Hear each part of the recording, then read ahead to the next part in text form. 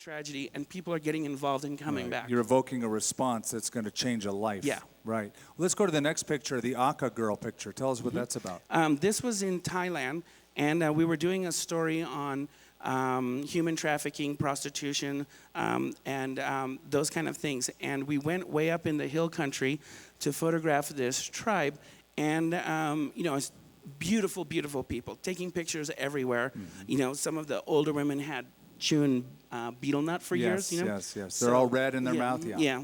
So we tried to keep the mouth closed for the smile, and then, I had a wonderful time shooting and everything. And then on the way back, the missionaries told me that most probably this will be one of the first tribes of people that will be eliminated by AIDS. Oh, my. And so when you walk, you're riding away. Yeah, you realize you're seeing a group of people that are going to be extinct because of a disease. And then tell us about Jungle Boy. Jungle Boy. Okay, this was a picture taken in Brazil, in the Amazon River area, in a city called Manaus. And in the background are all these ferry boats that people use for transportation up and down the river. And this is a family that was moving, and the boy had to stay and protect all the household belongings. And it was pretty Wild West out there. Wow. Okay, so I want to go to the last picture, which is the strongest of all. And I want you told me this story, and I think it's a great story that you could share with us. This picture was taken in Cambodia, I would say somewhere around 10 years ago. And I was with a missionary, doing our pictures at the project. And we were crossing a main square where the palace is in the background. And I saw this little boy sitting with this aluminum bowl in front of him.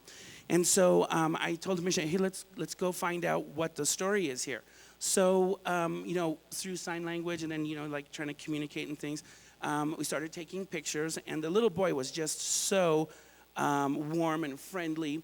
And as you can see, he's missing, a few parts. And so I asked him, I said, after doing pictures, I said, can I pick you up and we can talk more? And he said, yes. So I picked him up.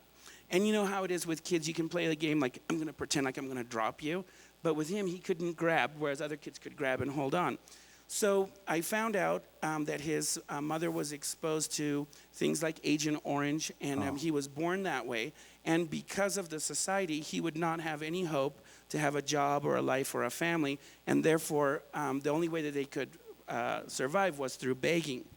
So having heard all this and holding him, I asked the missionary, could we find out what his name is? And they told me the name, and then I said, well, can we find, does the name have a meaning? And they said, yeah, his name is Lucky. Wow. And I'm all like, whoa, who's Lucky? Huh. Wow. So is there a story to follow up with that? Yes. I'm the oldest son in my family, and my middle brother wound up marrying a missionary to Cambodia, and she actually, in her missions career before they were married, actually wound up helping him in her ministry with street kids and AIDS orphans. And so when I went to visit them, she said, I have a special friend for you, and someone you need to meet. And so I'm thinking, who could it be? And here's Lucky, older. Wow. Mm-hmm. That's great that you could follow up. Well, give us a little bit of your counsel, a plug for missions, if you will, in the midst of all of this suffering, how we can be His instruments to help alleviate that. I think that missions is definitely teamwork, and there's pastors and pastoral ways to be involved with missions, but then pastors need help telling the story of what's going on, So for people who are in like the art department, to be able to, get involved and go on trips and start helping to tell the story, share the story, give people visual imagery to, like for example, if you were speaking about a trip that you just did, and if you had pictures to back it up, the people who hadn't been there could see and connect a lot faster and a lot better. And so I would definitely encourage any kids who are at the point of like, Lord, what should my career be? What do you have in store for me? For example, when I was on the night before graduation from high school, I was going to become a nobody, And so I was going like, Lord, what's going to happen day after tomorrow? And so I wasn't sure. So I just made a simple deal with the Lord. And I said, I'll go anywhere, anytime, as long as you provide the way. And basically, he said, wake up, you're late. That's awesome. And I just started traveling from then on. So how many years has that been now? Well, since I graduated, at least 4. Yeah. Okay. 86. So 86 you graduated. Okay, Yeah. so listen, before we leave, do a Vietnamese accent. Oh. Because it says right here, it says that you can do any accent on the spot. This is on the spot. And nobody's watching, right? Nobody's watching. It's just friends, family. Could I do an Indian one, or do you want Vietnamese?